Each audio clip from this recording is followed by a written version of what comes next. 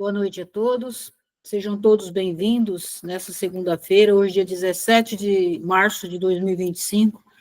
Nós daremos prosseguimento hoje aos estudos do Livro dos Espíritos. Antes de nós iniciarmos, vamos agradecer a Jesus por todo o conhecimento e aprendizado que Ele nos traz através dos nossos irmãos que são inspirados a trazer esses conhecimentos.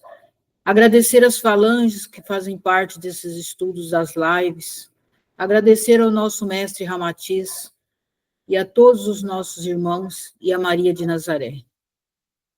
Que Jesus possa abençoar esta noite, que possa nos ajudar a podermos entender um pouco mais sobre a vida, tanto no plano físico quanto no plano espiritual. Que assim seja, graças a Deus. Bom, hoje, continuando no capítulo 17, nós vamos iniciar a questão 422. Essas questões de hoje falam sobre a letargia, a catalepsia e as mortes aparentes. Então, na questão 422, o Livro dos Espíritos faz a seguinte pergunta: os letárgicos e os catalépticos veem e ouvem, geralmente, o que se passa ao redor deles, mas não pode se manifestar.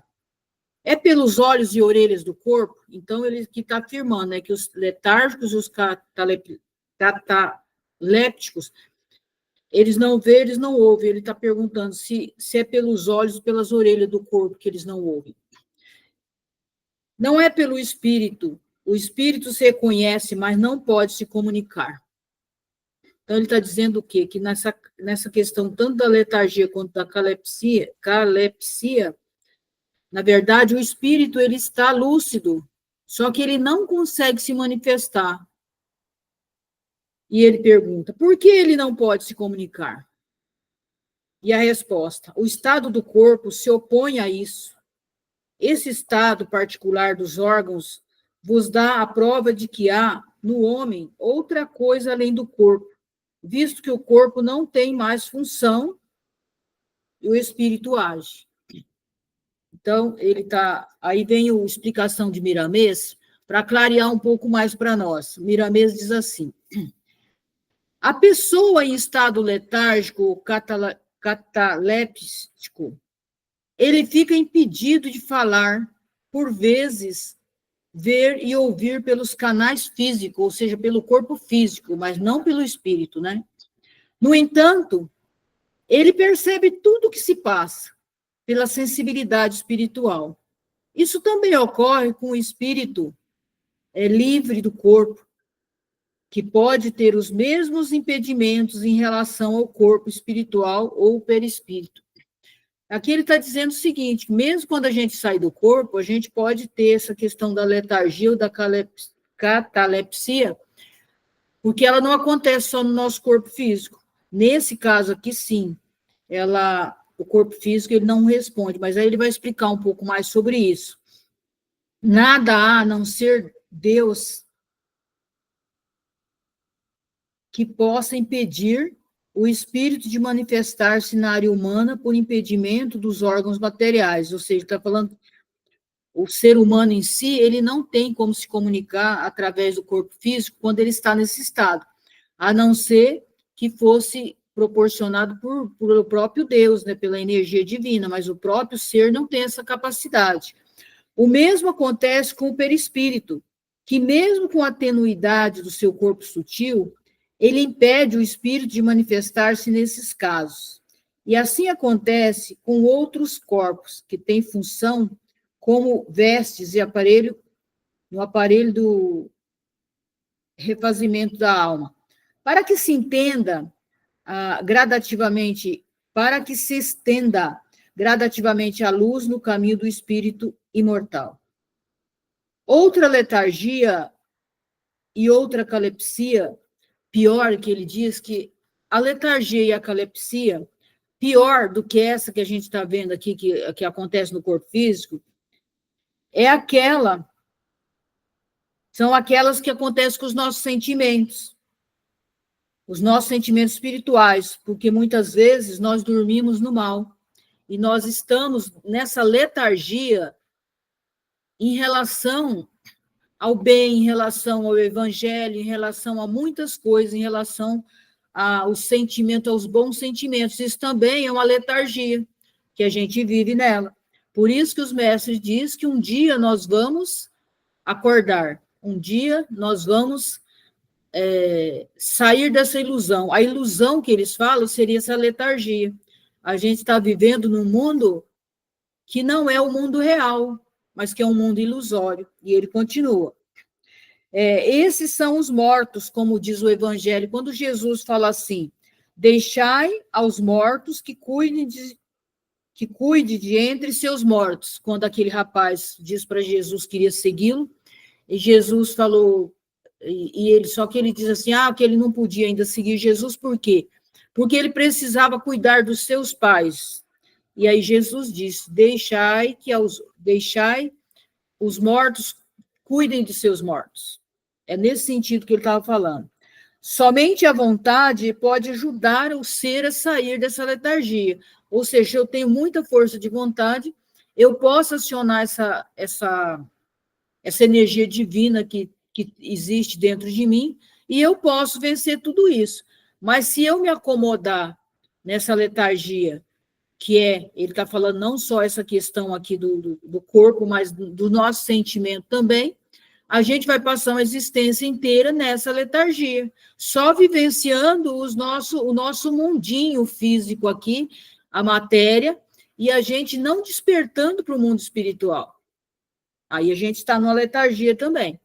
E lá na questão 423, o Livro dos Espíritos diz o seguinte, na letargia, o espírito pode se separar inteiramente do corpo de maneira a lhe dar todas as aparências de morte e a ele voltar em seguida? Ou seja, será que o ser, ele está com toda a aparência de morte por conta da letargia, será que ele consegue novamente voltar para o corpo dele e tomar conta desse corpo novamente? E aí a resposta. Na letargia, o corpo não está morto, uma vez que há funções que se realizam, a vitalidade aí está em estado latente, como na crisálida, mas não está aniquilada. Então, aqui, é como se a nossa energia vital ela fosse recolhida, como a lagarta se recolhe no casulo. Então, existe ali a vida, mas ela está encasulada. Ela está ali latente, mas ela não está sendo desenvolvida, ela não está sendo trabalhada no nosso corpo. Ora, o espírito está unido ao corpo, tanto que este viva. Uma vez rompidos os laços pela morte real e a degradação dos órgãos, a separação é completa e o espírito aí não retorna mais, ou seja, aí já não é a letargia, né? Aí o espírito já se desprendeu do corpo, porque ele já terminou a questão dele, vital, aqui nesse corpo físico. Aí ele não volta mais. Quando um homem que tem as aparências da morte retorna às vidas, é porque a morte não estava completa, ou seja, só tinha acontecido esse período letárgico. Na verdade, se sabe que a questão do velório, de velar o ser lá 24 horas, surgiu dessa questão da letargia. Por quê? Porque lá nos primórdios, muitas pessoas, eles pensavam que tinham morrido e era a letargia, as pessoas estavam letárgicas. Aí o que acontecia? Enterrava a pessoa e ela não tinha morrido nada. Né? Aconteceu casos deles verem que ou a pessoa tinha colocado o braço, sei lá, furado aquela parte da terra, porque antigamente não era igual hoje, tinha um caixão lá lacrado, aquela coisa toda. Então, foi detectado pessoas com a mão para fora, tentando pedir socorro, porque, na verdade, elas tinham acordado, né? E elas estavam ali, presas, e elas morreram asfixiadas. Então, por isso criou a questão do velório. Não é só para ficar ali perto do corpo do parente, não. É por conta disso, para ter certeza que aquele corpo, que não é a letargia, que aquele corpo realmente, ele do corpo físico dele, tá? Então, essa é a questão, porque às vezes a gente vê uma coisa e não sabe por que é feito aquilo. Mas é por isso que existe o velório, tá? para ter certeza que aquele ser já se desprendeu do corpo dele. E aí, o Miramês, ele fala o seguinte: em estado letárgico, o espírito se encontra ligado ao seu fardo físico, ou seja, aquilo que já falou no livro dos espíritos ali. Então, o corpo físico, ele está ligado ao espírito, na questão da letargia. Não obstante das aparências dos mortos, porque sua força vital, ela volta ao estado latente, ou seja, ela é recolhida novamente, como a gente já viu, como se fosse um casulo, essa energia vital, ela está ali presa, como se fosse dentro de um casulo, mas a qualquer momento ela vai romper essa questão letárgica e ela vai voltar ao corpo físico. E ele continua. Ele se recolhe sem certas funções na atividade fisiológica. A alma somente se prepara para sair do corpo quando os órgãos eles já estão inativos, né, paralisados.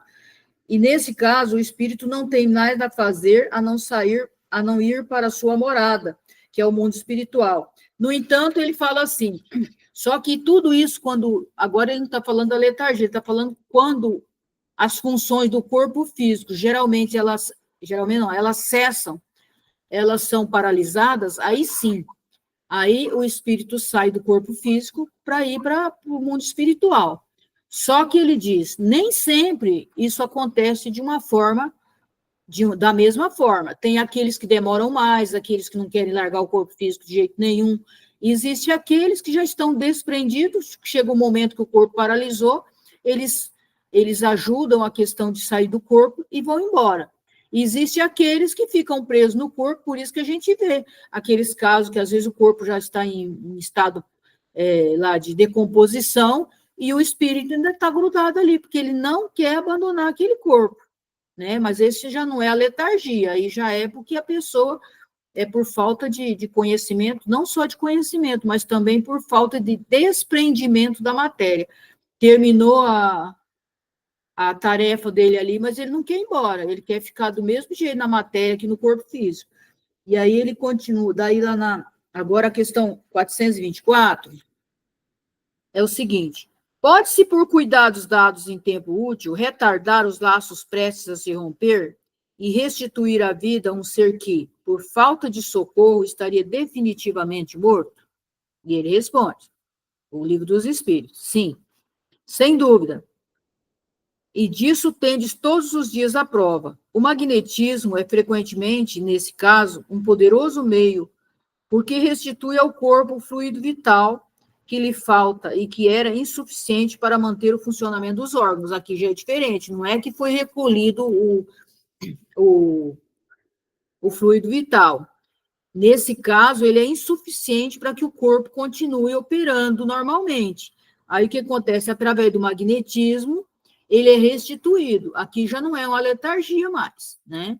Aqui já é uma coisa natural. Por isso que quando a pessoa está bem fraca, né, o frágil, às vezes ela, por exemplo, quando é aplicado o passe, ela ganha novamente a força, mas nesse caso é porque a energia dela estava frágil, né? Estava em baixa a energia dela. Mas aí já não é o caso mais o caso que a gente está vendo aqui, já é diferente. Aí ele diz assim, a letargia e a catalepsia têm o mesmo princípio, que é a perda momentânea da sensibilidade do movimento por uma causa fisiológica, ainda inexplicada, ou seja, ainda não se tem explicação por que isso acontece, pelo menos na época que foi, né, escrito o Livro dos Espíritos. Hoje eu já não sei, porque eu não pesquisei para ver se hoje já tem alguma coisa nova. Elas diferem que na letargia, a suspensão das energias vitais é geral, ou seja, no caso da letargia, essa energia vital, ela é paralisada no corpo inteiro. Na catalepsia, não, é só uma parte do corpo que não se move, é só uma parte do corpo que é afetada. Então, essa é a diferença da letargia para a catalepsia, né? O corpo, todas as aparentadas. A catalepsia, ela é localizada, ela pode afetar uma parte mais ou menos extensa do corpo, de maneira a deixar a inteligência livre para se manifestar, o que não permite confundi-la com a morte. Então, no caso da letargia, ele não consegue paralisado totalmente o corpo físico. Agora, na questão da catalepsia, não. Uma parte do corpo ela fica inerte, mas a inteligência fica normal. A inteligência fica livre, ele consegue pensar, ele consegue ter uma visão do mesmo que o corpo físico.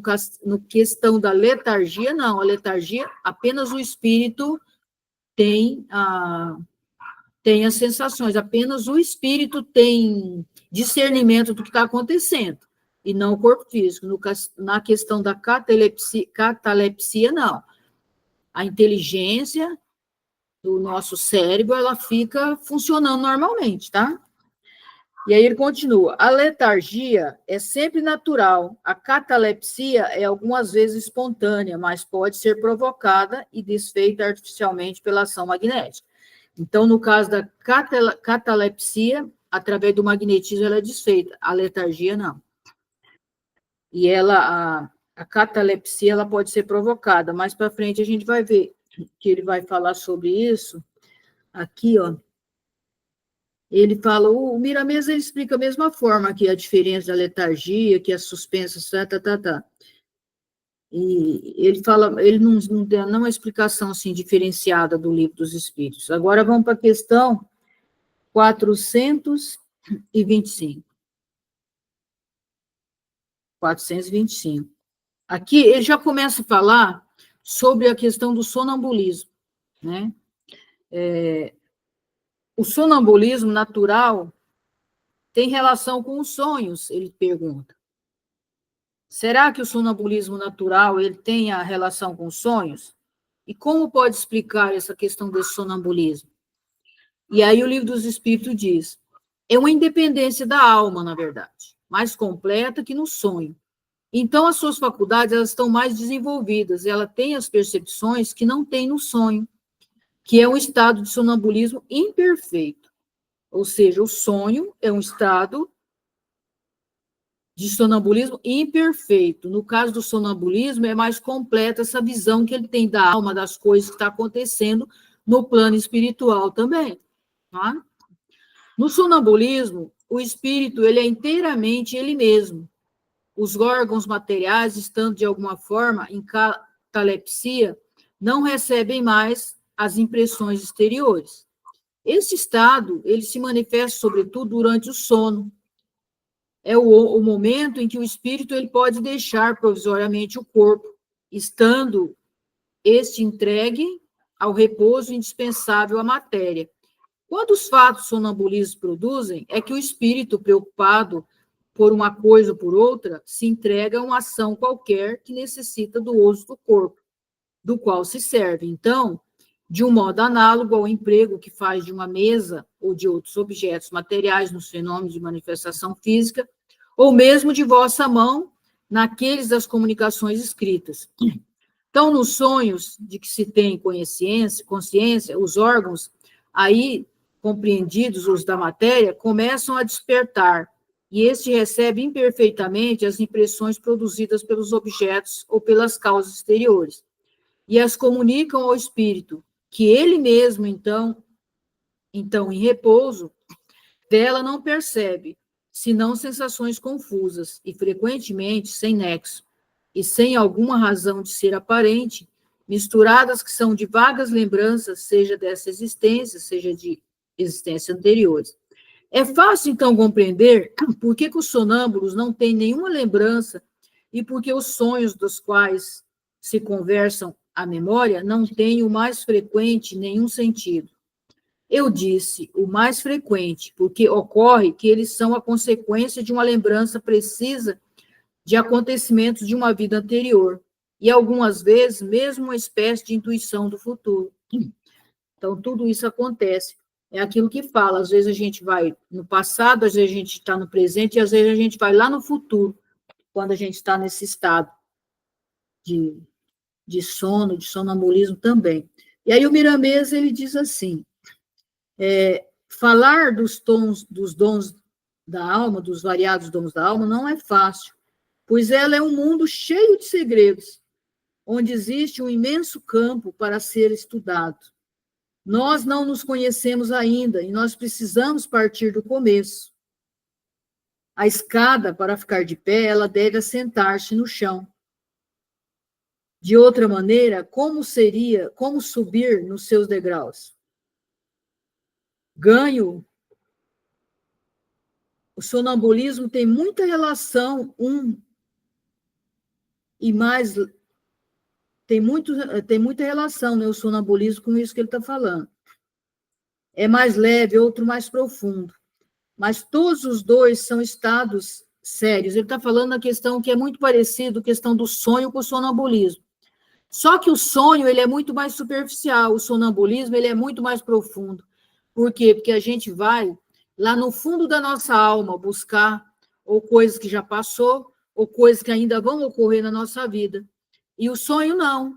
O sonho, geralmente, ele retrata alguma coisa que já aconteceu, e na maioria das vezes ele está mostrando algumas coisas, mas ele não vai tão profundamente como o sonambulismo, porque, na verdade, ali existe, inclusive, muitas coisas que são de fundo emocional, né? E a questão do sonambulismo, não, o sonambulismo é as coisas reais, as coisas verdadeiras, por isso ele é mais profundo, e aí ele vai falar aqui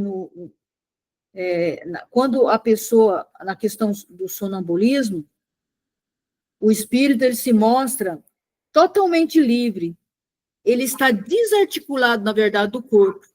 No caso do sonho, não. No caso do sonho, sabe, né, que a gente está ainda ligado ao corpo através do nosso cordão, tanto que a gente volta para o corpo quando a gente está sonhando alguma coisa que a gente não quer.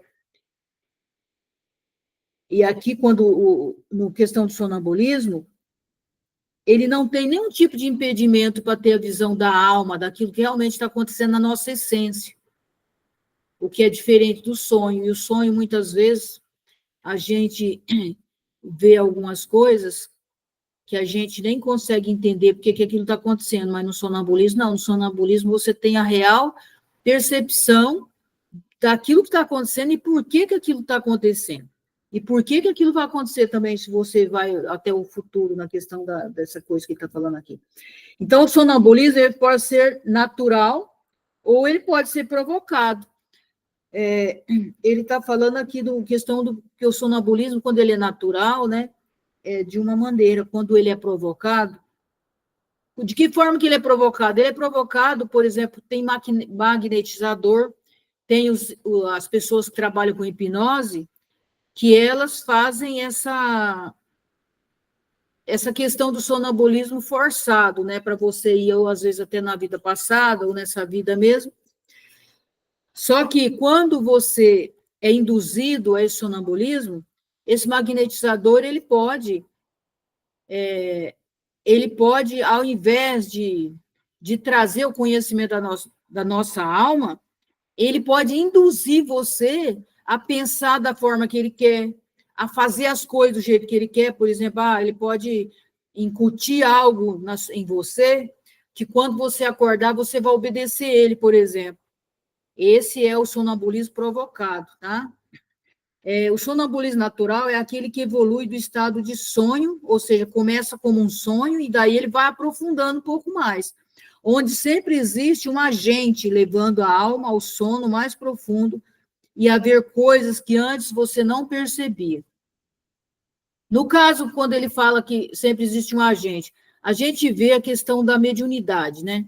Que existe um médium sonambúlico, né? Que é aquele médium que ele não tem noção nenhuma aqui na matéria do que está acontecendo, mas aí ele é levado aí pelo mentor dele a um estado muito mais profundo da alma dele, e aí ele consegue visualizar muitas coisas, não só da vida dele, né? Mas nesse caso, ele consegue, quando ele é provocado pela espiritualidade, não por um magnetizador ou por um hipnotizador, ele consegue ver a situação como ela está acontecendo realmente, por isso que existe o médium sonambúlico.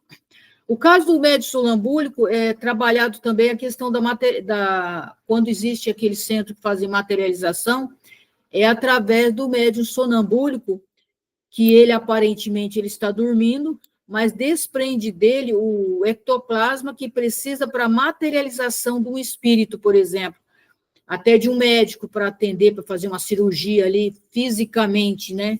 Então, isso acontecia muito, por exemplo, tem o centro lá, o Frei Luiz, lá no Rio, que eles trabalhavam muito a materialização. Hoje em dia, eles não andam fazendo mais, porque o médium sonambúlico, ele desencarnou.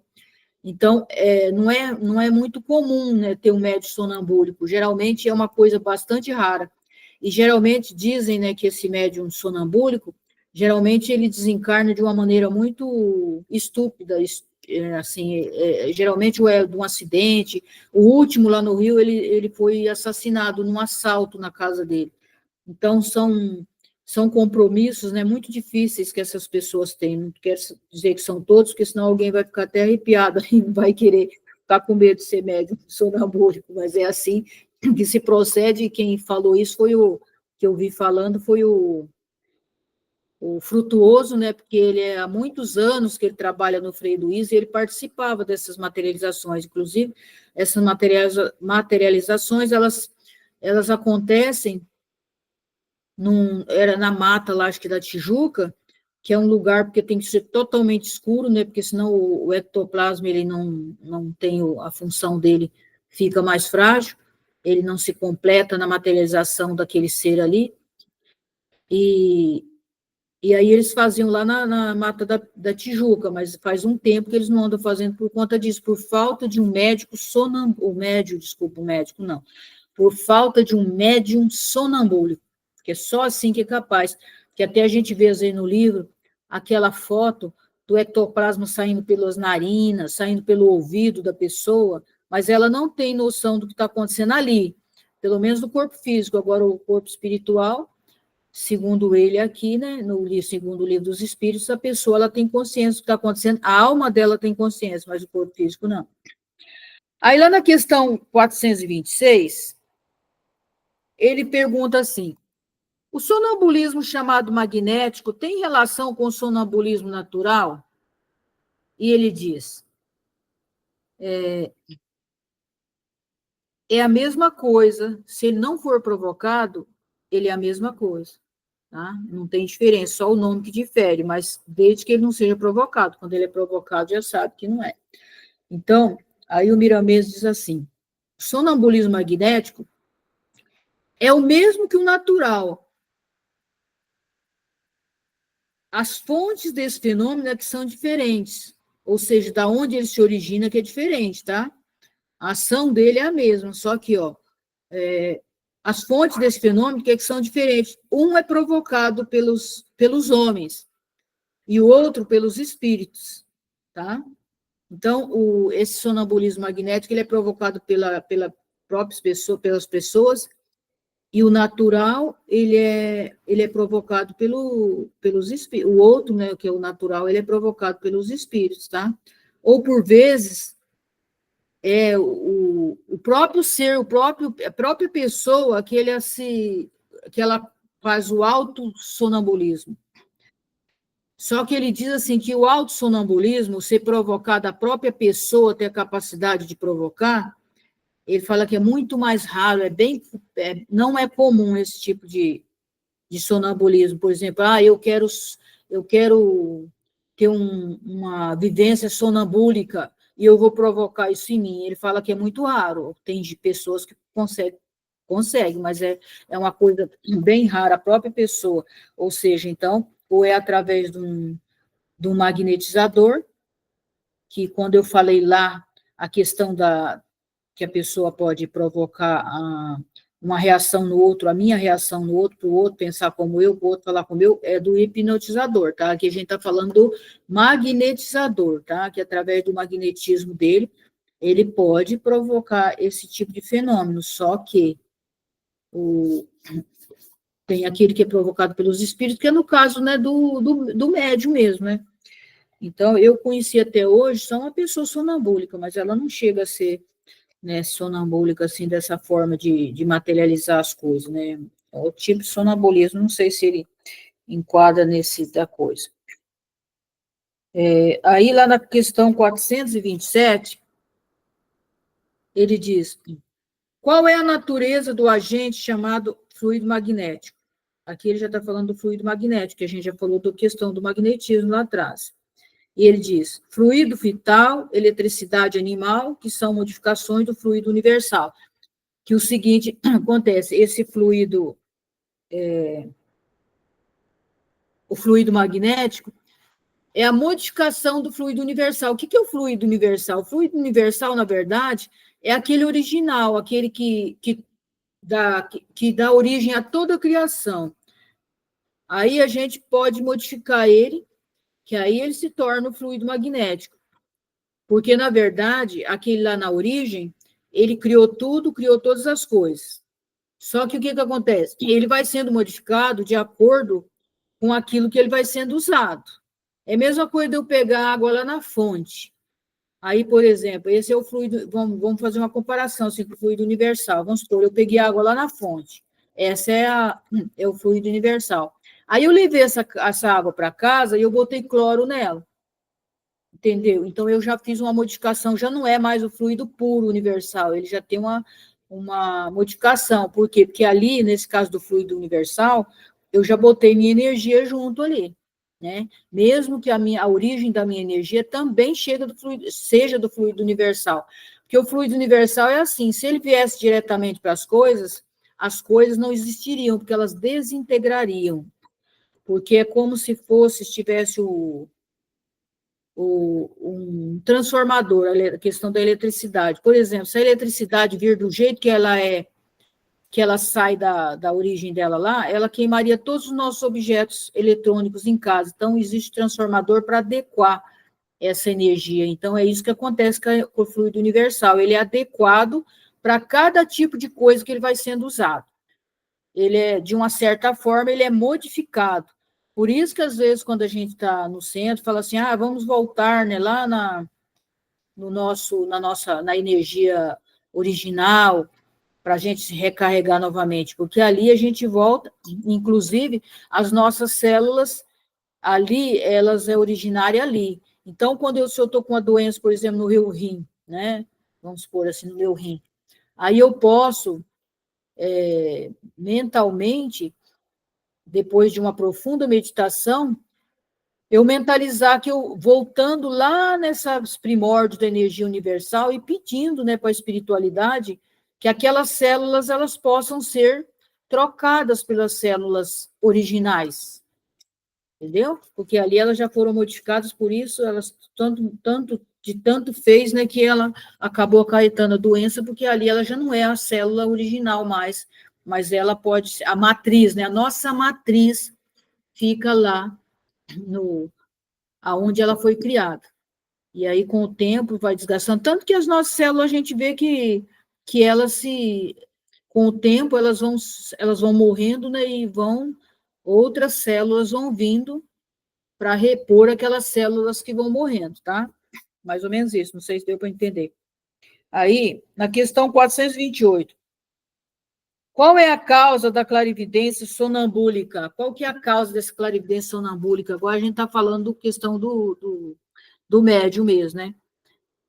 E ele diz, já o dissemos, é a alma que vê, ou seja, a alma que enxerga através do sonambulismo, não é a nossa própria mente, mas sim a nossa alma. 429. Por que o sonâmbulo pode ver através dos corpos opacos?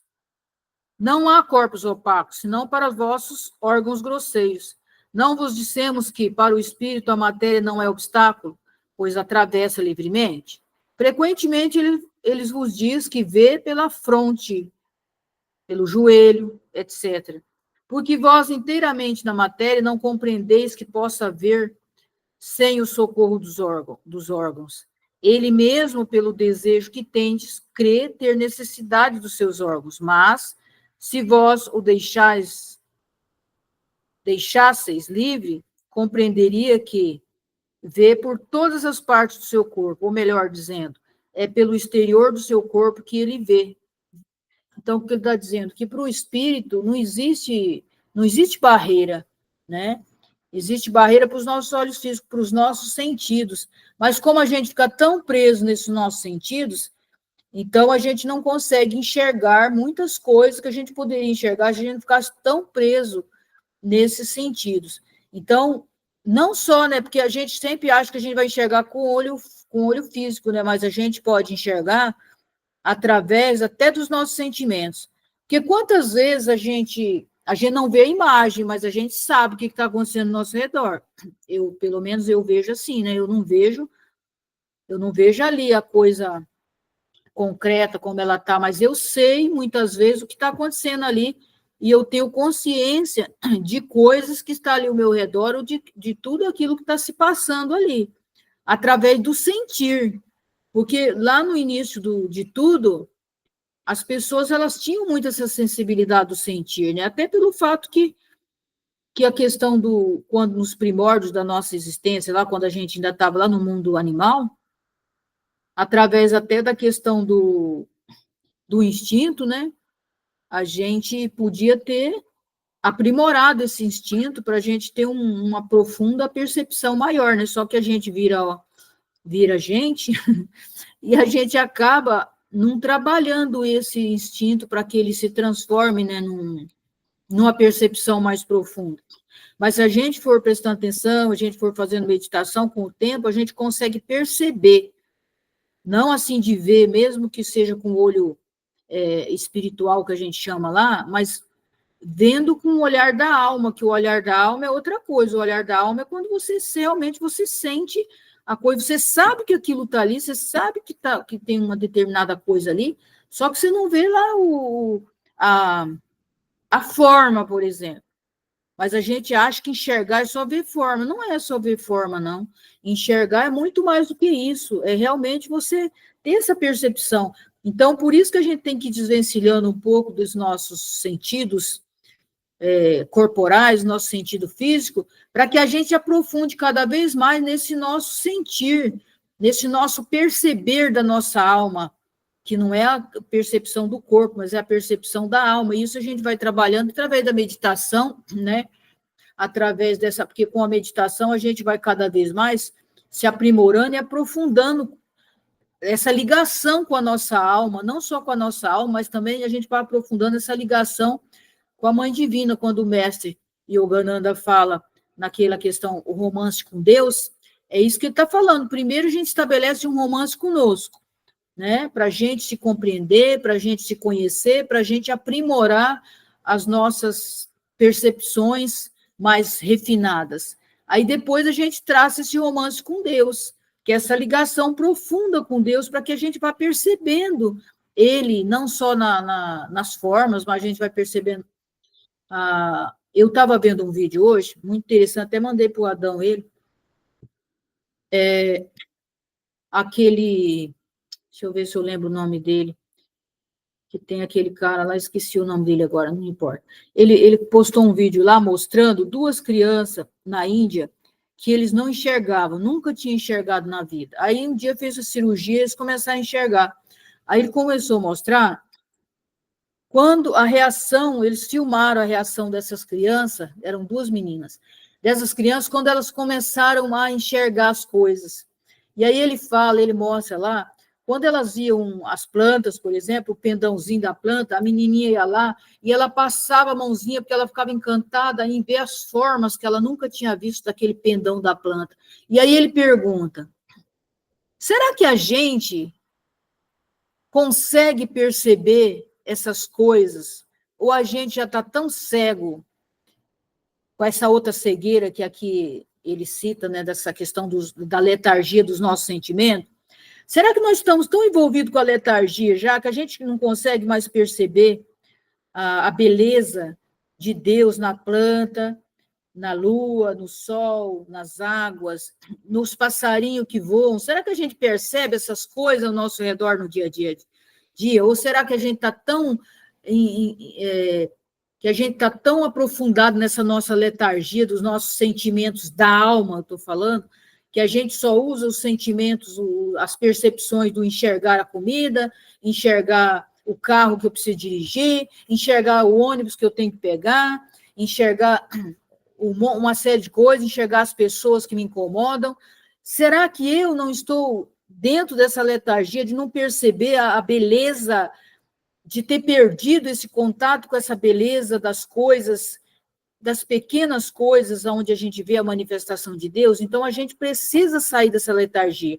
E o que ele diz? Que a única forma de sair da letargia ou é através do impulso de Deus, ou é através da nossa vontade, que por trás da nossa vontade também não deixa de existir, né, a vontade divina, só que nós precisamos querer, né, que essa vontade divina impulsione a nossa vontade.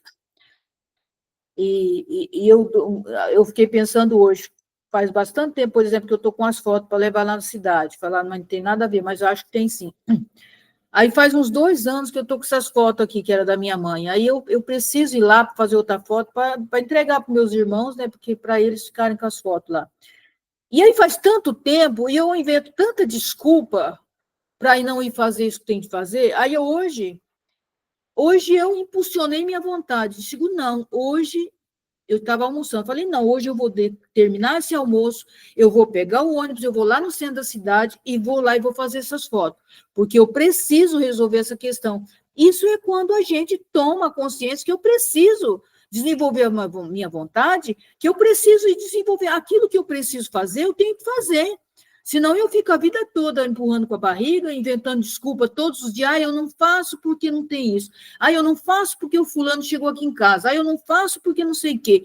E a gente vai inventando desculpa, mentindo para nós mesmos, sendo que quando a gente realmente quer, a gente vai lá e faz tudo que tem que ser feito.